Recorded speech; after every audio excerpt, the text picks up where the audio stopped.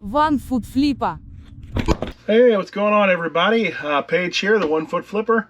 It's kind of been a week of hard work, random results, unhappy customers, attempted Pokemon scans, and basement cleanups. One thing that seems to be constant is I always seem to have one negative in the last 30 days. All the time. Finally, earlier this week, it dropped to 0. And that lasted for about 15 to 20 minutes. Next time I saw that page, I was back to having 1. It was on a $7 item at the post office lost. A little miniature basketball that looked like Lego blocks. Customer even said in the negative it was obviously a delivery issue, but it was still my fault for picking the delivery service.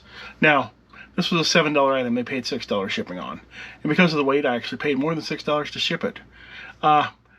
FedEx or UPS to their address would have actually cost more than the customer paid in total. So I didn't actually have a choice of delivery services there.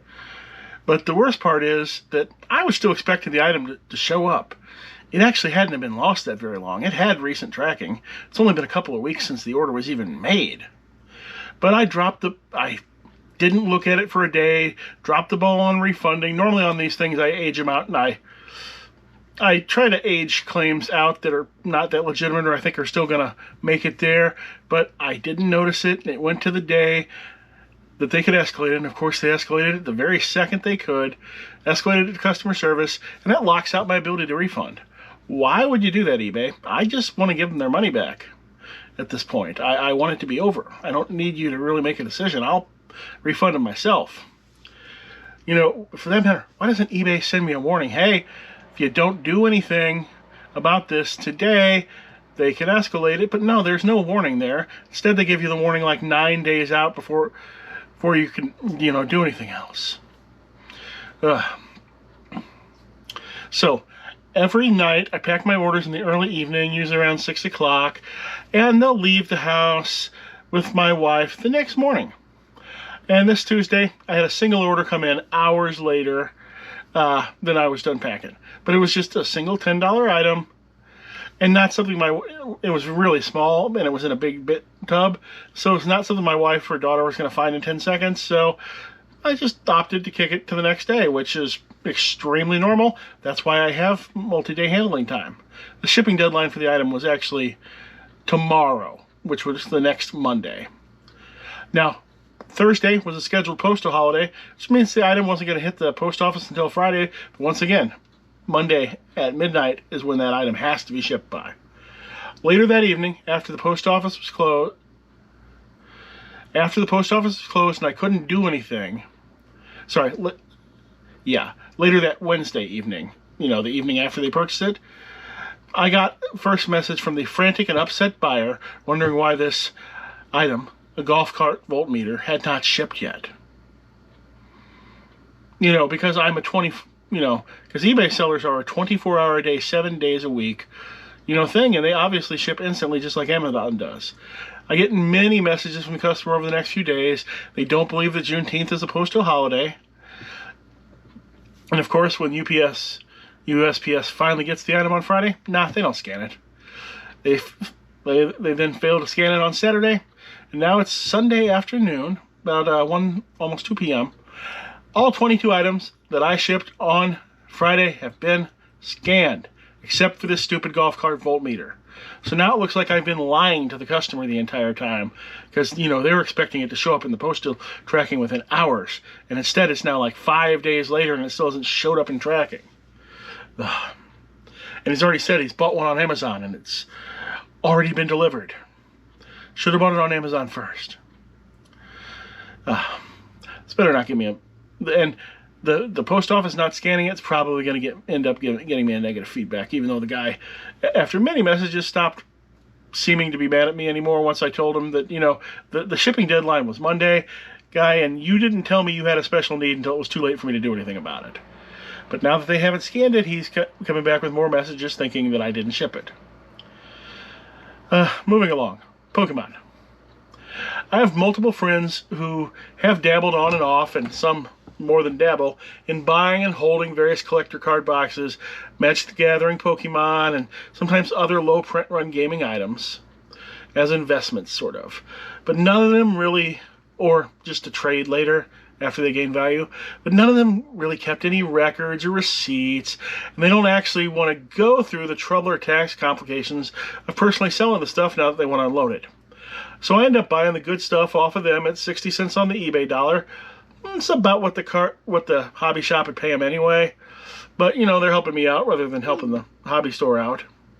It's not a huge margin for me after fees because, you know, once you get the fees in, my margin's 20 to 25% at best.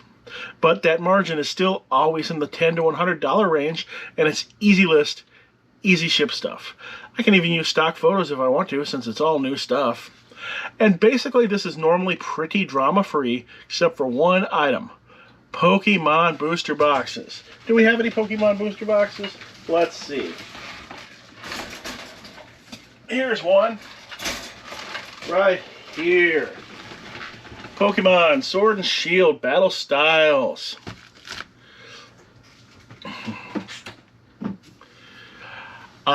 Fully 50% of the time, I sell one of these boxes, the sale immediately gives me that spider sense on high alert. It's going to be a zero feedback user. And then you look up the address. It's a vacant lot or a house that's actively for sale. Phone number either doesn't work, or they won't answer their phone or messages, or you know, text messages or eBay messages. I found that people who are trying to run any sort of scam on you will not answer the phone under any circumstances. Because in the past, when I've had items that I felt were dangerous, I would simply call the person, say, hey, this is Paige from eBay. Boss likes me to verify all orders over whatever, some amount of money. Can you just verify that you purchased this item and this is your address? And anybody who's actually answered the phone and talked to me for a second about it, no problem, never had an issue with them. It's the people who won't answer that give you the issues, or the people who can't tell you what they bought because they just bought 50 different things with their stolen credit card number. Or if it's not those people, it's the well-established account with a freight forwarder address, but then the zip code is purposely put in wrong. So it's got the street address and their name and their code for the freight forwarder, but the zip code will be off by one. They put the zip code in wrong on purpose because the item will still get delivered to the forwarder. However, doesn't show as delivered to the zip code on the order. So it's easy for them to claim it was misdelivered. And now note, I've never had a freight forwarder issue outside of trading cards, but the scam level with the cards is extremely high. And I would imagine it would be for cell phones, silver, gold, laptops, other in-demand items that could easily translate to cash or just be status symbols in other countries. So, you know, get another one of these Pokemon boxes, list it, sells the next day. Doral, Florida, forwarding, shell company. Wrong zip code. Invalid phone number on the order. Thank goodness the order had a phone number that didn't work. It's a slam dunk problem with address, because the address isn't a valid address and the phone number doesn't work either. So I cancel and block. Now there are foreign companies all over the place, but the Doral, Florida ones seem to be particularly bad about not caring that their customers are criminals. So I'm always on a bit of a high alert when I see a Doral address crop up. The bare minimum, I'm going to make sure that the zip code matches. If not, they put that in wrong on a reason. And I suggest you do the exact same thing. When you get that forwarding, when you see one of those forwarding addresses, make sure it's got the right zip code at a bare minimum. So, you know, I bought 30 to 50 consoles about a week or two ago. I'm finally starting to test them. Both of the Atari 2600s and the Atari 2600 Flashback were the first things to come out of the van that were consoles. Both the original consoles ended up working. I got one of the original Big Six, and then I got a Junior from the re-release. At least they started working once I had a modern TV adapter for them. I could have used my little mini black and white CRT TV to test them, but the adapters to get them to work right on the modern TVs are $2 for $6 on Amazon, and they add more than that in value to the sale. Because if somebody's looking through the Atari and they see comes with adapter for modern TV, they're going to pick that one. Because they may or may not know that it's actually a little bit of trouble to hook one up to their, that Vizio TV they got in their bedroom or whatever it is. It's really not that much trouble, but it's just enough trouble to where if you've got that little thing that the Atari wire plugs into, that then turns it into a coax cable instead, then it'll work. Ooh, lost my mind just for a moment there. Anyway, all the joysticks worked. All the paddles were jittery. Atari 2600 paddles are always jittery. You can take them apart and clean the pots, positional sensors, but I just prefer to say they're jittery and say they can look up cleaning instructions online on their own, and then I never put paddle games in the bundles. Now, I've found 2600s sometimes take a little while to come back to life. That's because these consoles have often been sitting unused in basement or garage storage for upwards of 40 years now. And the edge connectors on the games and the units will often have some level of oxidation to them. Like the first few games I tried in each console did not work. But by the time I had cycled through every game in both consoles, I had 2 consoles that worked fine, and only 2 bad games out of quite a large lot. Strangely enough, both games were Mega Mania. I threw them both in the trash. No, I don't feel bad about trashing common broken console cartridges. I will throw baseball cards in the trash. I will rip up worthless comic books to use them as packing material. That stuff has zero value. The world's made better for getting out of the system rather than hanging around unwanted, getting shuffled around but never used. And if anything else, it makes the rest of them more valuable. I'm pretty darn certain that 1991 baseball card sets will still be $10 to $20, inflation adjusted of course, 100 years from now. And your common video games, disc-based games, or by then it might just be all disc-based video games, will probably still be $2 to $3. Inflation adjusted, of course. Possibly even less due to the fact that nobody's going to have a working Xbox 360 100 years from now. And the disc will be rotted by then anyway. Okay, that's a little bit of one of my tangents on how I love video games, but I don't like video game collecting. Had several returns and refunds of items. This week, nothing huge, just enough to be annoying. Like, there was a new-in-the-box stun gun that didn't stun. It's not like I was going to test that on myself. I tested the old dog shock collars on myself, way less intense, but I wasn't going to charge up the stun gun and jab myself in the gut. I just assumed since it was new in box that it worked. And maybe it didn't. Maybe the customer lied to me. I have no idea. I wasn't going to pay to get it back. I gave them their money back.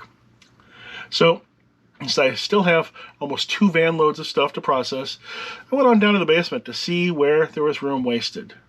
And it turns out that I had almost 4 large storage tubs. These big old 27 gallons? I had 4 of those full of large-scale train track. I went to the email address that catches all of the eBay sales to see how my sales on those have been going. And they had made me $10 in revenue in the last year and a half. I drug all of them upstairs, separated them to lots, pre-boxed those lots, put them up at decent price, and I'm going to aggressively lower it until they're out of here. You know how many thousands of dollars of inventory I could have had in the space that junk was taken up? I had long been thinking to get rid of most of my Christmas ornaments, that personalized ones, for the same reason, but doing a little research on the same thing turns out that I sell like $3,000 worth a year, and so that's not nearly as bad. It's not like it's $10 worth per year with these train tracks. I also found a flat rate priority box full of Beanie Baby cards. Why is that taking up space on my shelf? I still have wooden stamps, apparently. Like the Stampin' Up and whatever else. I stopped buying those things 3 years ago when they went bad, because they went bad after the post-pandemic crafting crash. And I know somewhere down there are 2 big vending machine boxes that each have 10,000 cheerleader cards in them. Don't know where they are, but they need to go when I find them. Those train tracks alone, combined with a little condensing, opened up 3 full shelves on my racks. Like, the big size shelves. That's actually my photo station, but that's the width. So I got almost an entire giant shelving unit back because of a little consolidation of that, which means I'm actually going to have someplace to fit all those consoles once I start getting those going. Hey, thanks for making it all the way to the end. if you know somebody shipping a steady state of merchandise to Doral, Florida, why not tell them about this channel? See, that's One Foot Flipper's nonsense video.